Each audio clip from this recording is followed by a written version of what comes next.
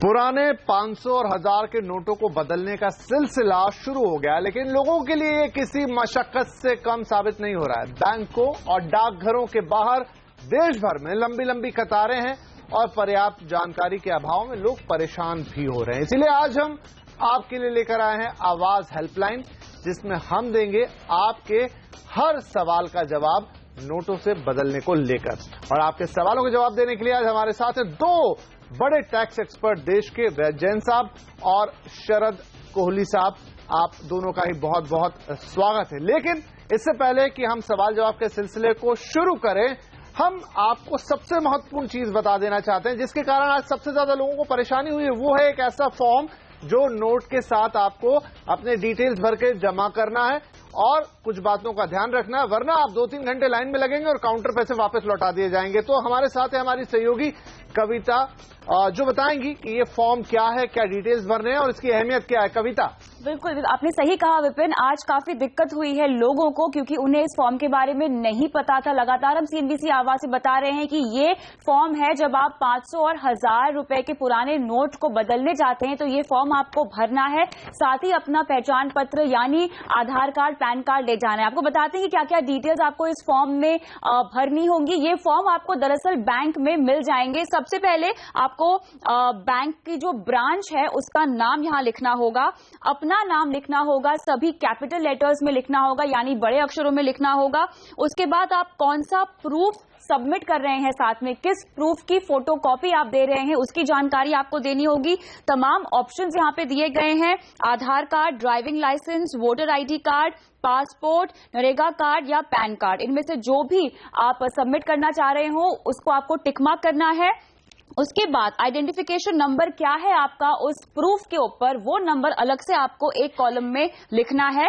और आप कितनी राशि एक्सचेंज करना चाहते हैं, उसमें 500 के या 1000 के नोट कितने हैं उसकी जानकारी आपको इस कॉलम में देनी होगी और अपना सिग्नेचर करना होगा। तो ये फॉर्म आपको दरअसल बैंक से मिल जाएगा। इसकी फोटोकॉपी, इसका जेरोक्स अपने साथ जरूर लेकर जाएं, क्योंकि आपको एक फोटोकॉपी बैंक में भी जमा करनी होगी। साथ ही जो भी आइडेंटिटी प्रूफ आप लेकर जाएं उसकी फोटोकॉपी भी अपने पास जरूर रखें। तो ये एक ऐसी चीज है जो आज लोगों ने काफी हद तक मिस कर दी है, वो नहीं लेके गए हैं, जिसकी वजह से भी बहुत ज्यादा परेशानी हुई है यहाँ पर लोगों को। कविता, बहुत शुक्रिया ये बहुत महत्वपूर्ण बात बताने के लिए। चलिए अब हम सवाल जवाब के सिलसिले को शुरू कर देते हैं। व्हाट्सएप से ढेरों सवाल हमारे पास आए हैं। हम उन दर्शकों को जो लाइव स्ट्रीमिंग देख रहे हैं शो की फेसबुक पर, उनसे भी निवेदन है कि वो भी अपने सवाल हमें फेसबुक पे पोस्ट कर सकते हैं, हम उनके सवाल भी लेंगे।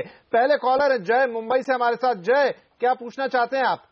हाँ जी सर, मुझे पूछना है सर, अगर आपका जो टाइम लिमिट दिया है 50 डेज का उस हिसाब में, तो इसमें मतलब कितने पेमेंट आप डिपॉजिट कर सकते हैं? मतलब मैंने ऐसा सुना है कि 2,50,000 का जो अमाउंट है, आप अगर उसके ऊपर का अमाउंट आप जमा करते हो तो मतलब पेनल्टी लगती है, ऐसा कुछ है?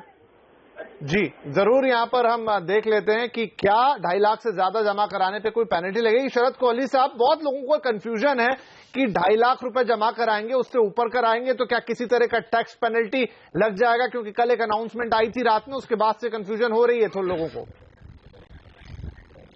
जी हाँ, ये बहुत ही अच्छा सवाल इन्होंने पूछा। और जब से ये अनाउंसमेंट आई है सब लोग कंफ्यूज हैं कि ये 2.5 लाख की कहां से लिमिट आ गई। देखिए, सेक्शन 270A इनकम टैक्स में है, उसमें जो अनडिस्क्लोज्ड इनकम होती है, जो कंसील की गई इनकम होती है, उस पे 50% से लेके 200% तक असेसिंग ऑफिसर की डिस्क्रिशन होती है, वो पेनल्टी लगा सकते हैं। तो उन्होंने क्या किया, 2.5 लाख सरकार ने एक अमाउंट फिक्स कर दिया कि 2.5 लाख से ऊपर जो जमा करेगा ऐसे पेनल्टी नहीं लगेगी। लोग ये सोच रहे हैं विपिन के जमा कराने पर ही पेनल्टी लग जाएगी, ऐसा नहीं है। अगर 2.5 लाख से ऊपर आप जमा करा रहे हैं, आप जितना मर्जी जमा कराइए, पर आपकी वो इनकम से कोरिलेट नहीं हो रहा, अगर आप उस अमाउंट को एक्सप्लेन नहीं कर पा रहे हैं बाद में, तो उसको अनडिस्क्लोज्ड इनकम मानकर उस पर जो हाईएस्ट पेनल्टी लिमिट है 200% की सेक्शन 270A में, वो लगा दी जाएगी। तो ऐसा नहीं है कि बैंक आप जाए और बैंक ने ही आपसे पेनल्टी जमा करवा ली, ऐसा नहीं है। आप देखेंगे जो आप पैसा जमा करा रहे हैं वो आपका अनअकाउंटेड मनी तो नहीं है। अगर वो अनअकाउंटेड मनी है तो फिर ये पेनल्टी के प्रावधान अभी नहीं लगेगी, बाद में जब आपकी असेसमेंट होगी, नोटिस आएगा, उस समय आपको ये पेनल्टी जमा करानी पड़ सकती है। जी चलिए, तो कोई डरने की बात नहीं है। अगर आपका पैसा यहाँ पर सही पैसा है, कोई अगर उसमें दिक्कत नहीं है, तो कोई प्रॉब्लम नहीं, बैंक आपसे कुछ नहीं पूछेगा। असेसमेंट में अगर आप आगे कुछ इस तरह का बैंक लगता है डिपार्टमेंट को, इनकम टैक्स को, कि ये रकम आपके स्रोत से मैच नहीं खाती है, तो ऐसी दिक्कत हो सकती है, बाकी कोई प्रॉब्लम नहीं है। कॉलर नंबर 2 हमारे साथ यहाँ पर आ गए अब्दुल रहमान साहब, दिल्ली से हमें कॉल कर रहे हैं। रहमान साहब, क्या होगा आपका सवाल? सर, मेरा सवाल ये था कि मुझे अपने अकाउंट में 4 लाख रुपए डिपॉजिट कराने थे, मतलब जमा कराने थे, तो उसके लिए मुझे क्या करना पड़ेगा? तो उसको मैं डायरेक्ट जाकर जमा करा दूं या उसको दो बार में जमा कराऊं? इसके बारे में मुझे बताइए। जी, तो 4 लाख रुपए, यानी ये रकम थोड़ी ज्यादा हो गई, 2.5 लाख से ज्यादा हो गई, 4 लाख। वैद्यन साहब, अब 4 लाख रुपए हैं अब्दुल जी के पास, तो क्या ये एक बार में पूरे पैसे जमा करा सकते हैं या इनको 2 टुकड़ों में उसको तोड़ना होगा? देखिए, मैं जरा स्पष्ट कर दूं पहले कॉलर के लिए भी और दूसरे कॉलर के लिए भी, जो डिस्टिंक्शन हमें करना है वो अमाउंट के ऊपर नहीं करना है। हमारा डिस्टिंक्शन है नेचर ऑफ इनकम और उसका सोर्स के बारे में। सरकार का ये कहना है कि हमने जो ये करेंसी बंद की है 500-1000 रुपए की, इसका मतलब ये नहीं है कि आपके जो पैसे हैं वो बेकार हो गए हैं। आप अपने पैसे लाइए और उसको बदलवा लीजिए और बैंकों में जमा करा दीजिए। तो अगर, लेकिन सरकार का कहना है जब ये बैंकों में जमा होंगे तो हम आपसे सवाल पूछ सकते हैं कि ये पैसे का सोर्स कहां से आया और ये पैसा क्या है, कहां का है, नंबर 2 का है, 1 का है।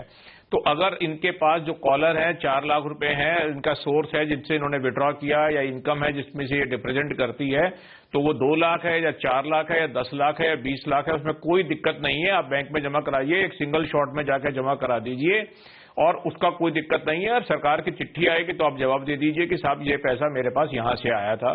आपने अपनी कोई इनकम आई है, आप व्यापार करते हैं, उसकी सेल हुई है जो बुक्स में आ रही है तो दिखा सकते हैं। आपने कोई और ट्रांजैक्शन की हुई है जो इसके पैसा बैंक से विड्रॉ किया हुआ वहां से आया हुआ है, तो वो उसमें कोई दिक्कत नहीं है। तो अमाउंट नहीं है। कल जो सरकार ने घोषणा की थी 2.5 लाख से ऊपर के बारे में, वो इसलिए की थी कि बहुत सारे लोगों ने ये सोचा कि अगर जो काला धन भी उनके पास है, अगर वो टुकड़े करा के छोटे छोटे बैंकों में जमा करा देंगे तो वो बच निकलेंगे। तो उसको क्लैरिफाई किया था। ये मान के चलिए कि हम 2.5 लाख से ऊपर के जितने अकाउंट हैं हम उनकी वेरिफिकेशन करेंगे, उसको देखेंगे कि वो जो आपने जो पैसे जमा कराए हैं और जो आपकी रिटर्न भरी गई है उसमें तालमेल कितना है। अब आपकी इनकम तो है 1 लाख रुपए की और आप 5 लाख 10 लाख रुपए जमा करा रहे हैं, तो सरकार का पूछ सकती है कि ये पैसे आपके कौन से हैं, कहां से हैं।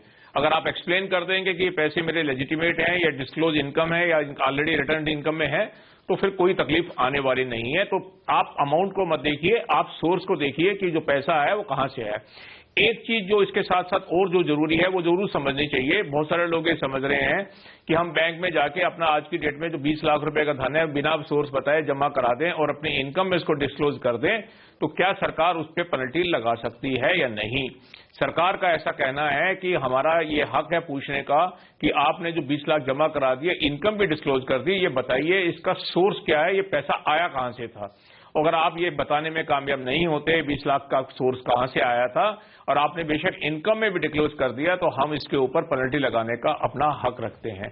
जो मेन कंट्रोवर्सी है वो इस इश्यू के ऊपर है कि आप अगर पैसा बैंक में जमा करा कर उस पर टैक्स भी दे दें और सोर्स नहीं बता पाए उस पैसे का, तो पेनल्टी लग पाएगी या नहीं। सरकार का कहना है कि हमारा इस पे हक बना है, पेनल्टी लगा सकते हैं। जी चलिए, अब एक किसान है, क्योंकि बहुत महत्वपूर्ण है कृषि आय का यहाँ पर क्या होगा हमारे साथ, और वो पूछना चाहते हैं कि 60 लाख रुपए उनके पास जो लोन के थे, उनका क्या होगा। हमारे साथ फोन लाइन पर मौजूद है विजय जी। विजय जी, क्या है आपका सवाल, हमें बताएं जरा। सर, मेरी एग्रीकल्चर लिमिट बनवा रखी है मैंने बैंक से 90 लाख रुपए की, जिस पर मैंने विड्रॉल कर रखा है 60 लाख रुपए मैंने बैंक से लोन ले रखा है एग्रीकल्चर लिमिट के अगेंस्ट में। तो क्या मैं अपना प्रोड्यूस बेच करके और वहां उसको जमा करवा सकता हूं? पर प्रोड्यूस मैंने आउट ऑफ द मार्केट बेचा है, मैंने जो है ना मार्केट में नहीं बेचा, क्योंकि मार्केट में सस्ता बिकता है। बाहर ऐसे ही किसानों को और किसानों को मैंने बेच दिया और उससे पेमेंट ले ली है। 500 के नोट हैं, 1000 के नोट हैं, वो अब मुझे दे रहे हैं, मेरे ये पेमेंट ले लो जी हमारे से वापस। तो वो पेमेंट मेरे पास आ रही है जो मैंने अपना प्रोड्यूस बेचा है। आप खुद भी किसान है, राइट? जी, मैं किसान हूँ जी। ठीक है, बिग फार्मर आए, बिग फार्मर। अच्छा, तो शरद कोहली साहब, ऐसे कई किसान हैं जिनके साथ ये इस समय है कि अब ये कह रहे हैं इन्होंने अपना प्रोड्यूस बाहर बेचा है, कोई रिसिप्ट उसके अगेंस्ट में है नहीं, पूरा पैसा, और 60 लाख रुपए बहुत बड़ी रकम है। तो अब कृषि इनकम जहां जहां आएगी उसमें ऐसी तकलीफें होंगी, क्या सलाह देंगे हम? देखिए, इनको विजय जी, जो कृषि इनकम की सोर्स है उसमें कोई छेड़खानी नहीं की गई है। ये जो प्रावधान आया है ये 500 और 1000 के नोट को लेके है। इनकम टैक्स में कोई फेरबदल नहीं किया गया है। जो कृषि की इनकम पहले एग्जेम्प्ट थी आज भी एग्जेम्प्ट है। हाँ, विजय जी ने ये बताया इनके पास इनकी नॉर्मली क्या होता है, मंडी समिति के थ्रू डीलिंग होती है और उसके कागजात छोटी मोटी पर्ची बनती है मंडी समिति की, तो जो अपना ये प्रोड्यूस है जब उसको बेचने जाते हैं तो कुछ कागजी कार्रवाई वहां पर होती है, उसके अगेंस्ट इनको पेमेंट मिलती है। अब इन्होंने छोटी छोटी जगह ये कह रहे हैं इन्होंने ओपन मार्केट में बेची है, तो एग्रीकल्चर प्रोड्यूस पे तो प्रिंसिपली टैक्स नहीं है। इनको ये देखना पड़ेगा कि इनकी जो एग्रीकल्चरल लैंड है वो प्रॉपरली एग्रीकल्चरल लैंड होनी चाहिए। अगर वो एग्रीकल्चरल लैंड है, प्योरली एग्रीकल्चरल रिसीट है, तो जैसा कि अभी वेद जैन ने जिन्हें भी बताया कि आपको पैसे जमा कराने पे कोई रोक नहीं है। आप बेशक जो आपने बेचा है उसको आप पैसे जमा कराएं और अपने एग्रीकल्चर के जो आपके खाते हैं, पर्ची है, जो भी कागजात आपके पास हैं, कम से कम जमीन के कागजात जब होंगे, जब आपने फसल को उगाया था तो उस फसल को उगाने में आपके जो खर्चे हुए थे, कोई ऐसा प्रूफ आपके पास होना चाहिए ये दिखाने के लिए कि ये फसल आपकी जमीन पर उगी थी, इस फसल की कटाई हुई और इस फसल को आप बेच के आए। एक रिकॉर्ड क्रिएट करें आप, या तो आप पर्ची जो भी कागजात आपके पास हैं आप रखें, और इसके एग्रीकल्चर इनकम के ऊपर कोई टैक्स नहीं है। बड़े आराम से जाके आप पैसे को जमा कराएं और आपके ऊपर कोई टैक्स नहीं लगेगा। जमा कराने पे कोई रोक टोक नहीं है। 500 के 1000 के नोट है, उसमें कोई दिक्कत की बात नहीं है। विजय जी चलिए विजय जी, तो ये आपकी बात साफ होती है कि यहाँ पर कोई प्रॉब्लम नहीं है। अब एक सवाल हमारे पास आ रहा है मलकापुर महाराष्ट्र से मोहम्मद रफीक साहब है फोन लाइन पर। रफीक साहब, क्या होगा आपका सवाल? सर, मेरा सवाल ये था कि हम कितनी मरतबा सेविंग अकाउंट और करंट अकाउंट में पैसे जमा करा सकते हैं? कितनी मरतबा? 50 दिन का जो हमको टाइम दिया गया है, कितने नंबर ऑफ टाइम्स आप पैसे जमा कर सकते हैं एक ही अकाउंट के अंदर? ये भी सवाल इंटरेस्टिंग। रंजन साहब, एक ही अकाउंट में कितनी मरतबा जमा कर सकते हैं? जी सेविंग और करंट। क्या कोई लिमिटेशन है किसी अकाउंट के ऊपर? क्या आपके ऊपर कितनी बार जमा कराएंगे पैसे? सरकार ने कोई रिस्ट्रिक्शन नहीं लगाई है। 30 दिसंबर तक आप पैसे जमा करा सकते हैं। जैसे मैंने पहले कहा और कोहली साहब भी कह रहे थे, देखिए आपके जो पैसे आप जमा करा रहे हैं वो पैसे 8 नवंबर से पहले के होंगे, क्योंकि आप जो जमा कराएंगे वो 500 या 1000 रुपए के नोट के होंगे। तो ये इंश्योर करना है कि अगर आपके पास वो सब पैसे 8 नवंबर से पहले के हैं तो आप उस पैसों को 30 दिसंबर तक अपने करंट अकाउंट या सेविंग अकाउंट में जाके कभी भी जमा करा सकते हैं। जितने भी ये कॉलर आ रहे हैं, चाहे एग्रीकल्चर इनकम है, ये जो महाराष्ट्र से कॉलर आ रहे हैं, मैं एक बात बार बार स्पष्ट कर दूं, अगर वो पैसे आपके जायज पैसे हैं, डिक्लेयर्ड इनकम है, डिस्क्लोज इनकम है, चाहे एग्रीकल्चर इनकम है या कोई इनकम है, उसको बैंक में जमा करा के आपको कोई किसी तरह की तकलीफ नहीं आने वाली, क्योंकि उसका तो आपसे सवाल पूछा जा सकता है तो आप जवाब दे देंगे। प्रॉब्लम तब आती है जब हम ये समझ लें कि एक मेरा सेविंग अकाउंट अलग है, एक करंट अकाउंट अलग है, एक मैं दूसरे बैंक में खोल लूं और उसमें डिफरेंट लोगों में जमा कराऊं दूं, और ये मेरे पैसे चाहे मैं उसका सोर्स हो नहीं हो, सरकार मेरे से पूछे नहीं। तो मेरा कहना यह है कि अगर किसी भी बैंक में आप पैसे जमा कराते हैं तो सरकार का ये कभी भी राइट है, और आज की डेट में क्योंकि कंप्यूटराइजेशन हो गया तो एग्रीगेट में वर्किंग आ जाएगी। आपके पास उसकी एक्सप्लेनेशन जो है वो एक्चुअल होनी चाहिए, जेन्युइन। एक बात है, एक होती है एक एक्सप्लेनेशन बनाना, एक है जेन्युइन सोर्स। अगर किसी के पास अगर एग्रीकल्चर लैंड है और उसकी इनकम रेगुलर आ रही है, पिछले सालों में भी ऐसी इनकम आई थी, उसी रेशियो में आनी चाहिए। अब ये नहीं हो सकता कि आपके पास 10 एकड़ लैंड और आप कहो जी मैंने 20 लाख रुपए या 25 लाख रुपए के साल में कमा लिए। अगर ऐसी इनकम आई थी तो पिछले सालों में भी आई होगी, अगले सालों में भी आनी चाहिए, तो वो होना चाहिए। तो इस बात को जो आप बैंकों में एक बार जमा कराएं, 2 बार कराएं, 4 बार कराएं, उसकी कोई सरकार के नहीं है। एक अकाउंट में कराएं, 2 में कराएं, सवाल इस बात का है कि जब आपसे पूछा जाए तो आपके पास उसकी सोर्स की एक्सप्लेनेशन होनी चाहिए, और वो सोर्स 8 नवंबर से पहले का होना चाहिए।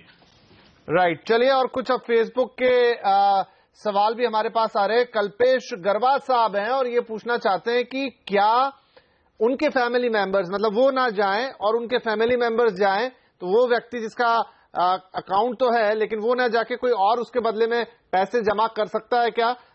तो यहाँ पर शरद जी, क्या ऐसा संभव है?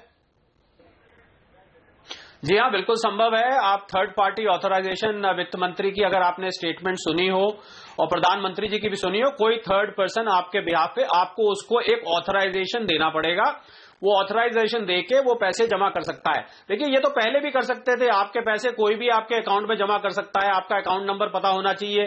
किसी भी शहर से जमा किया जा सकता है। आजकल CBS बैंकिंग है, तो आप उसको एक ऑथराइजेशन दे दें और बड़े आराम से उससे आप जमा कराएं। जैसे कि जैन साहब भी बार बार कह रहे हैं, मैं भी यही कह रहा हूं कि जो पैसे का सोर्स है कि आपका वो पैसा कहां से कमाया गया है, इस बात का आप ध्यान रखें। अगर वो 2 नंबर का पैसा है, अनअकाउंटेड मनी है, अनडिस्क्लोज्ड इनकम है, तब आपको दिक्कत आ सकती है। दिक्कत आ सकती है क्या? दिक्कत आएगी, क्योंकि सरकार ने अब बहुत ज्यादा लगाम कस दी है और आपको परेशानी हो सकती है। अगर आपका लेजिटिमेटली अर्न्ड, बिल्कुल मेहनत से कमाया हुआ पैसा, डिक्लेयर किया हुआ पैसा है, तो कोई समस्या की बात नहीं। आप जाएं, आपका कोई दोस्त जाए, आपका कोई रिश्तेदार जाए, बड़े आराम से जाके उससे जमा करवाएं।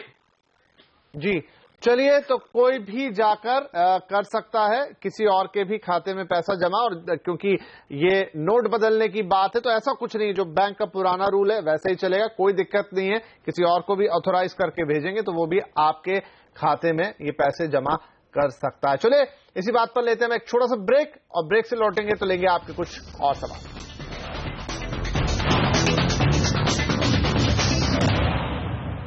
चलिए, तो यहां पर नोट बैन पर हम दे रहे हैं आपके सवालों के जवाब। आवाज हेल्पलाइन पर किस तरह की दिक्कतें लोगों को आ रही है, किस तरीके से लोग परेशान हो रहे हैं।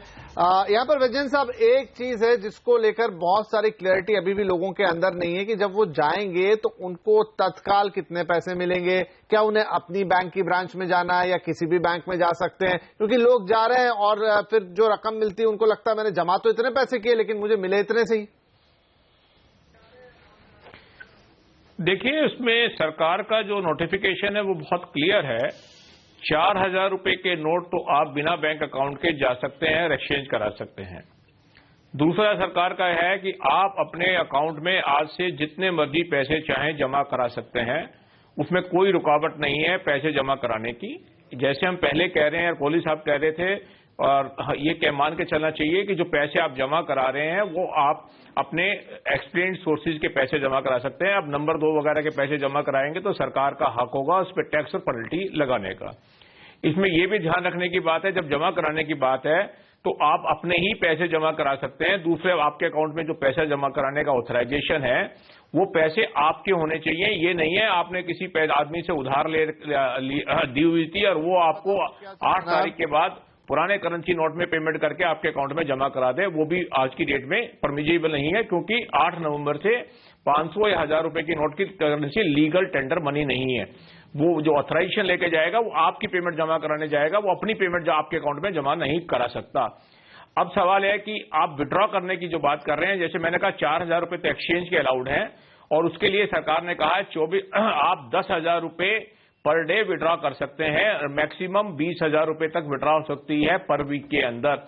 ये आपके अकाउंट से हो सकती है और आपके अकाउंट में पैसे हैं। तीसरा, सरकार ने साधन एटीएम का दिया है, जो कल खुल जाएंगे, आप 2,000 रुपए एटीएम से विड्रॉ कर सकते हैं। ये सारी कंडीशन 24 नवंबर तक लागू रहेंगी। 24 नवंबर के बाद आप कितने पैसे जमा कराएं वो तो आज की डेट में भी नहीं है, विड्रॉ करने की कोई वो नहीं रहेगी। आप जितना मर्जी अमाउंट चाहें वो विड्रॉ कर सकते हैं। इसका जो मेन उद्देश्य जो लगता है सरकार का वो ये है कि करेंसी नोट जो नए बने हैं 500, 1000 रुपए के और 2000 रुपए के, और जो 100 रुपए के नोट आज की डेट में अवेलेबल हैं, वो संख्या बैंकों पे इस समय लिमिटेड होगी। सभी लोग बैंकों में चाहेंगे वो विड्रॉल कर पाएं, तो ऐसा नहीं हो कि कुछ ही लोग विड्रॉ करके बैंक में जो करेंसी अवेलेबल है वो खत्म हो जाए और बाद में लोगों को तकलीफ आए। उसको एड्रेस करने के लिए सरकार ने ये एक लिमिट लगाई है। आइडिया ये नहीं है कि आपके पैसे बैंक में रोके जाएं, आइडिया ये है कि कैश की करेंसी जो 100 रुपए के पुराने नोट हैं, जो नए नोट है 500 रुपए के या 2000 रुपए के, उसका कैश मैनेजमेंट कैसे किया जाए। राइट। अब दिल्ली से विपिन है हमारे साथ फोन लाइन पर। विपिन, क्या होगा आपका सवाल? सर, मेरा सवाल ये है कि जैसे कि मतलब हमें बताया जा रहा है कि नहीं, लेकिन बीच पे फेसबुक पे लगातार सवाल हमारे पास आ रहे हैं, वहां से कुछ सवालों को हम और लेते हैं। और इसमें से एक सवाल है, वो भी एटीएम से जुड़ा हुआ ही है, कि एटीएम से पैसे निकालने के लिए कब से मियाद शुरू होगी, कितने पैसे हम निकाल पाएंगे, और क्या इसमें भी कोई रिस्ट्रिक्शंस हैं? शरद कोहली साहब, एटीएम के लिए क्या रहेगा? क्योंकि आज भी मैं देख रहा हूं एटीएम पे लोग चक्कर लगा रहे हैं, भीड़ है काफी, लेकिन थोड़े निराश है क्योंकि बहुत सारे एटीएम्स अभी शुरू नहीं हुए हैं। 10 तारीख को कुछ होने थे, लेकिन फिलहाल लगता नहीं कि कुछ शुरुआत हुई है। जी नहीं, विपिन, आपको याद होगा एटीएम की जो अनाउंसमेंट की गई थी वो 2 दिन के लिए बंद किया गया था, बैंक को 1 दिन के लिए बंद किया गया था। कल बैंक बंद थे, एटीएम कल और आज बंद थे। कल सुबह एटीएम खुल जाएंगे और ये मशीन उनको उतनी प्रिय होगी जितनी प्रिय पहले थी। फर्क ये रहेगा कि शुरू में, जैसा कि जैन साहब ने भी बोला, शुरू में अभी सरकार के पास ये जो सुंदर से नए नोट आए हैं, तो सुंदर चीज को जरा बनाने में समय लगता है ना, तो उनको कुछ छापने में समय लग रहा है। अभी उसकी सप्लाई शॉर्ट है, वो सप्लाई जब जैसे धीरे धीरे बढ़ती जाएगी, अभी फिलहाल 2000 का लिमिट रखी गई है, आप जाके निकाल सकते हैं। तो आप जब एटीएम पे जाएं तो निराश ना हो कि आप 10,000 चाहते थे, हाय ये मशीन ने तो मुझे 2000 ही दिया है, मेरे बाकी के पैसे पता नहीं मुझे मिलेंगे नहीं मिलेंगे। लोगों के मन में पता नहीं क्या क्या डाउट आ रहे हैं। कोई चिंता की बात नहीं है, कुछ दिन की दिक्कत है। कुछ दिन के बाद जब ये नोटों की सप्लाई ठीक हो जाएगी तो ये लिमिट आपकी जैसे पहले चलता था वैसे ही चलेगा। कृपया नए नए नोट हैं, जरा थोड़ा उनको टाइम दे। गर्मा गर्म रोटी उतरती है तो पकने में टाइम लगता है, वो पकने में थोड़ा टाइम लग रहा है। जैसे ही सप्लाई हो जाएगी आप आराम से फिर जितने मर्जी निकालिएगा। फिलहाल 2000 रुपए पर डे की लिमिट रहेगी। चलिए, 2000 रुपए पर डे, अभी आप उससे ज्यादा नहीं निकाल सकते। थोड़ा वक्त, आई थिंक 24 तारीख के बाद से ये बदलाव होगा जब आपकी लिमिट बढ़ेगी। फिलहाल 2000 रुपए, उसके बाद बढ़ के 4 तक जानी है। फिर थोड़े दिन और, शायद ये महीना गुजरते हुए आप जितने चाहें, जब जो बैंक के आपके नियम के हिसाब से आप निकाल सकते उतने पैसे। चलिए, हम यहाँ लेंगे एक छोटा सा ब्रेक और ब्रेक के बाद आपके कुछ और सवाल और उनके जवाब।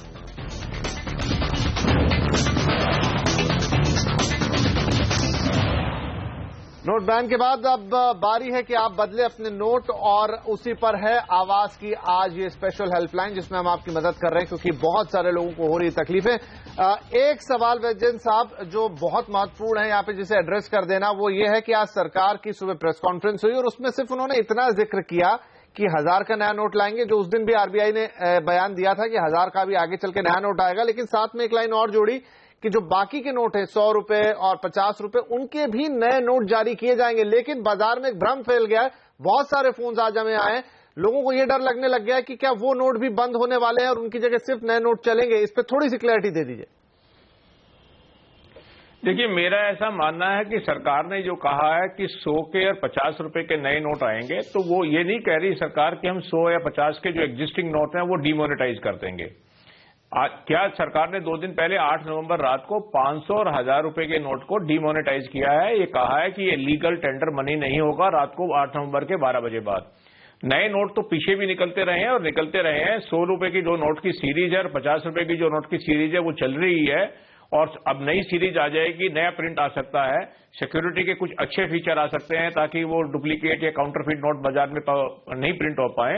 लेकिन इसका मतलब ये नहीं है कि मुझे नहीं लगता कि किसी को इसमें चिंता करने की जरूरत है कि 100 रुपए और 50 रुपए के नोट भी सरकार बंद कर देगी। ऐसी सरकार की कहीं से कोई नोटिफिकेशन नहीं है और कोई इंडिकेशन भी नजर नहीं आ रही है। चलिए, तो इसी चीज के साथ, इसी संदेश के साथ कि जो लोग भी आज पैनिक में आ गए थे, ये 100 रुपए और 50 रुपए वाली नोटों की खबर सुन के उनके लिए साफ संदेश है कि नई सीरीज आ सकती है, नए नोट आ सकते हैं। लेकिन पुराने नोट जिस तरह से 500 और 1000 के सरकार ने बंद कर दिए, ऐसा 100, 50 या दूसरे नोटों के साथ नहीं होने जा रहा है। पैनिक मत कीजिए। चलिए, समय हो रहा है समाप्त। शरद कोहली साहब, वैजयंत साहब, दोनों का बहुत शुक्रिया, आप आए और आपने हमारे दर्शकों के सवालों के जवाब दिए और तमाम जो कंफ्यूजन था नोटों को बदलने को लेकर वो दूर किया। बहुत शुक्रिया आपका, और उम्मीद करते हैं कि सभी दर्शकों को हमारी इस पेशकश से फायदा होगा। और पैनिक मत कीजिए, आराम से जाइए, आराम से नोट बदलिए, अपने कोई दिक्कत नहीं है। 30 दिसंबर तक का वक्त आपके पास है। नमस्कार।